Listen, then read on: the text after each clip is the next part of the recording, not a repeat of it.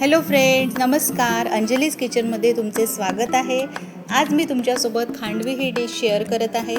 तर सगळ्यात आधी आपल्याला अद्रक, मिरची ही छान अशी किसून घ्यायची आहे.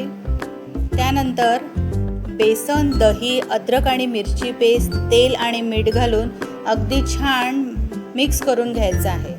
त्यात थोडं थोडं पाणी घालून अगदी याचं असं पातळ असं बॅटर रेडी करायचं आहे. ही डिश आपल्याला कुकरमध्ये बनवायची आहे, त्याच्यामुळे अगदी सोप्या पद्धतीने ही डिश बनते. हे बॅटर आपण एका स्टीलच्या भांड्यात काढलं आहे.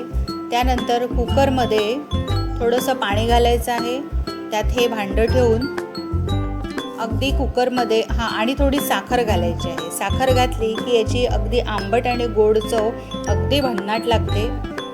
त्यानंतर कुकरचं झाकण लावून याला गॅसवर 5 ते 6 शिट्ट्या होईस्तोवर आपल्याला ही शिजवून घ्यायची आहे, कारण ह्या खांडवीला शिजायला थोडा वेळ लागतो. त्यानंतर ओट्यावरच मी ही खांडवी बनवते, त्यामुळे मी आधी सर्वप्रथम याला तेल लावून घेतलेलं आहे. आणि हे बॅटर शिजलं की याला अगदी छानपैकी असं फेटून घ्यायचं आहे. अगदी छान एकजीव मिश्रण झालं पाहिजे यात गुठळ्या असायला नको. त्यानंतर मी असं ओट्यावर छान पसरवून घेतलं आहे. त्यात थोडा सांबार घातलेला आहे. त्यानंतर तडका तयार केलेला आहे. मिरची आणि कढीपत्ता, हिंग टाकून आणि भन्नाट खांडवी आपली ही रेडी झालेली आहे. थँक्यू.